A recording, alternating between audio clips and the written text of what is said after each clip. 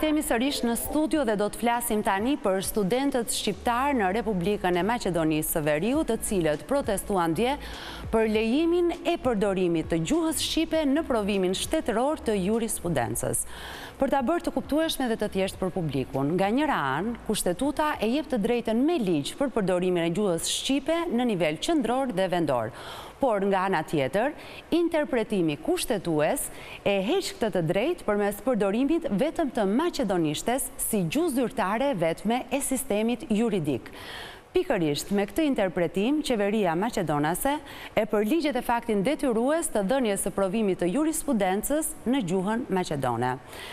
Një gjuhë zyrtare duket se i mbivendoset një gjuhë tjetër zyrtare. Ne do të jemi në një lidhje direkte me Arion Dauti, student i juridikut. Arion, përshëndetje. Përshëndetje të gjithëve. Mirë se vjen në Living Day. Si shkoi protesta dje?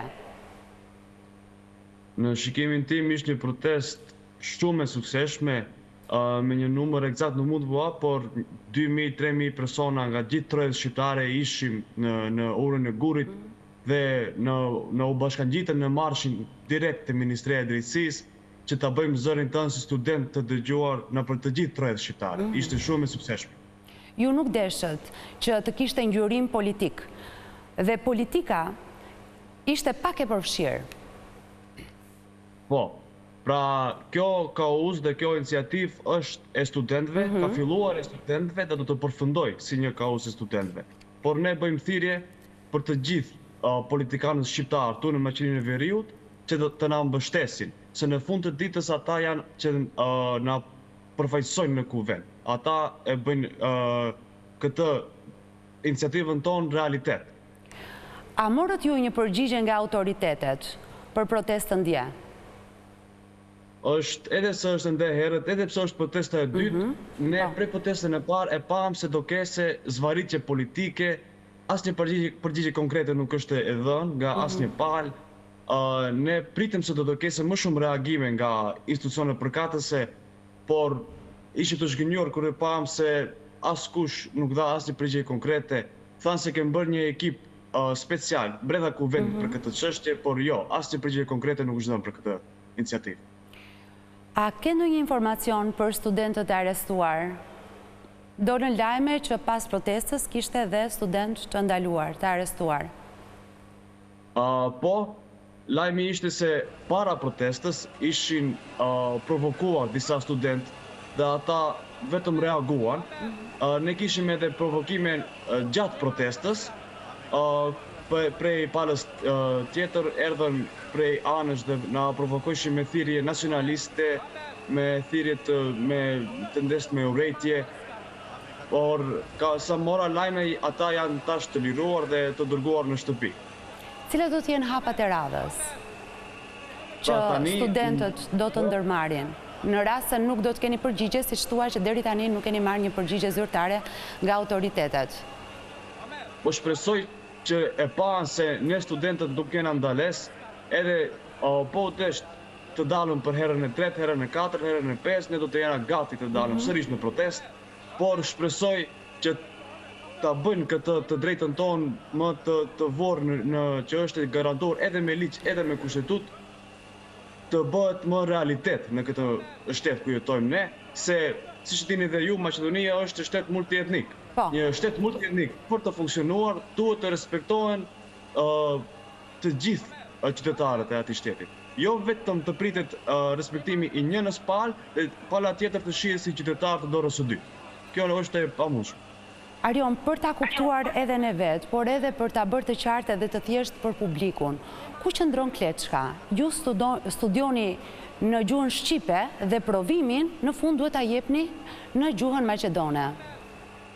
Po, pra, premin siç e kena parë dhe ne, kjo është siç ata, si institucionet, ministri, që i drejtësisë siç e thonë, kjo është një grack. Se ne të gjithë terminologjitë që i mësojmë në fakultet, i mësojmë në gjuhën shqipe. Pastaj ne detyrohemi të nënshtrohemi një provimi në gjuhën maqedonase.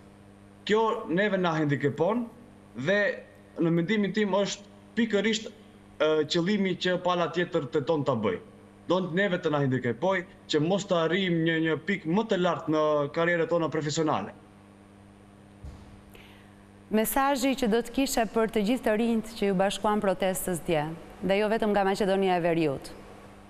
Pra, zemra ime u bë mal prej as shumë mbështetje që morëm nga të gjithë njerëzit dhe studentëve, jo vetëm nga Maqedonia e Veriut, por edhe nga Shqipëria, nga Kosova, ata ishin të mrekullueshëm dhe duhet ju falenderoj nga zemra ime, ju falenderoj të gjithëve që na treguat mbështetje jo vetëm në rrjetet sociale, por edhe që marshohat bashkë me ne në Shkup. Kjo ishte protesta e dytë dhe nëpër masa ishte shumë e madhe se protesta e parë që ju keni organizuar. Po, pra prej protestës së parë ne pam se interesi ishte i madh, por rendin e dytë numri e tejkaloi atë ne që çfarë pritshim, ishte një mrekulli të shohim as shumë njerëz të na mbështesin dhe na çuan të ndjena se nuk jena të vetëm në këtë kaos, por kena përkraje edhe prej MMD-ut, edhe prej Kosovës, kena përkraje edhe nga figurat që janë që kanë ndjekës me miliona. Ne s'kishim fjalë për këto. Arion, pyetja e fundit, a pati ndoshta incidente të cilat nuk u pan? Shif, protesta ishte shumë paqësore.